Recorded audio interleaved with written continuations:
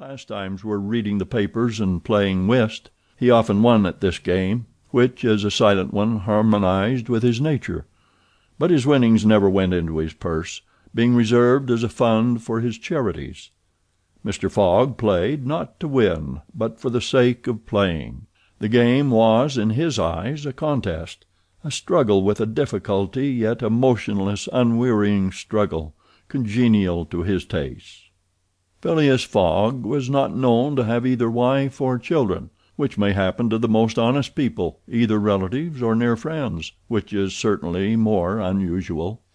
He lived alone in his house in Savile Row, whither none penetrated. A single domestic sufficed to serve him. He breakfasted and dined at the club, at hours mathematically fixed, in the same room, at the same table, never taking his meals with other members, much less bringing a guest with him, and went home at exactly midnight, only to retire at once to bed. He never used the cosy chambers which the reform provides for its favored members. He passed 10 hours out of the 24 in Savile Row, either in sleeping or making his toilet. When he chose to take a walk, it was with a regular step in the entrance hall with its mosaic flooring, or in the circular gallery with its dome supported by 20 red porphyry Ionic columns, and illumined by blue painted windows. When he breakfasted or dined, all the resources of the club, its kitchens and pantries, its buttery and dairy, aided to crowd his table with their most succulent stores. He was served by the gravest waiters, in dress coats and shoes with swan-skin soles, who proffered the viands in special porcelain, and on the finest linen. Club decanters of a lost mold contained his sherry, his port, and his cinnamon-spiced claret, while his beverages were refreshingly cooled with ice, brought at great cost from the American lakes. If to live in this style is to be eccentric, it must be confessed that there is something good in eccentricity. The mansion in Savile Row, though not sumptuous, was exceedingly comfortable.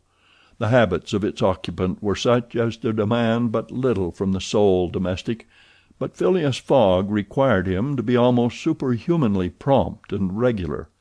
On this very 2nd of October he had dismissed James Forster because that luckless youth had brought him shaving water at 84 degrees Fahrenheit instead of 86, and he was awaiting his successor, who was due at the house between 11 and half past.